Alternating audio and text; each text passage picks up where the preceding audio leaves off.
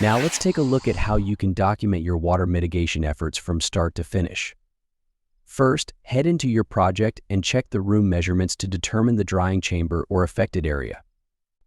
You can also use annotation tools like shapes to mark the impacted areas and even determine the percentage of the area affected.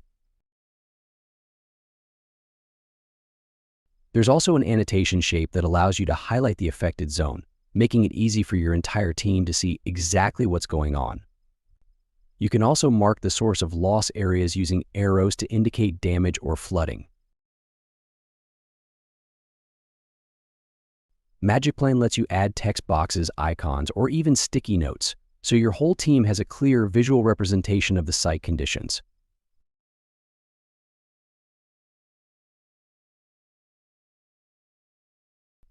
MagicPlan also has a built-in restoration object catalog for drying jobs, including humid zone markers that help track moisture levels in specific parts of the room.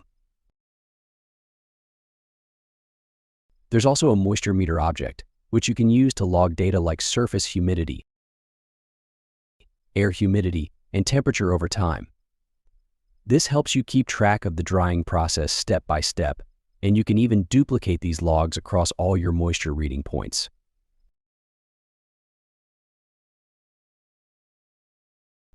Additionally, you can document where equipment like air movers and dehumidifiers are placed, so everyone knows exactly what was used, how long it ran, and how it contributed to drying the space.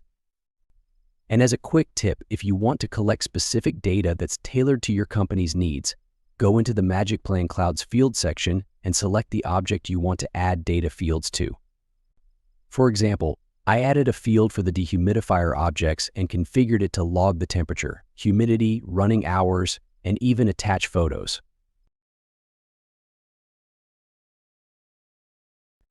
Once that's set up, your team can fill in this info on site, and you'll have a clear record for adjusters and everyone involved to see how long it took to dry the job.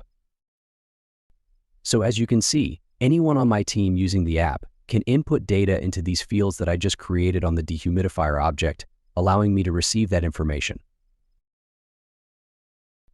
When you're done, you can generate a report by going into the Files and Sharing tab under Report, setting it up the way you want, and exporting it as a PDF.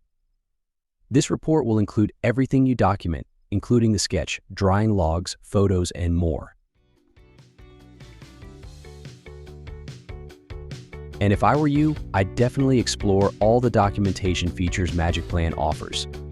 Give it a try and see how it can improve your project documentation. Thanks for watching, and see you in the next tutorial.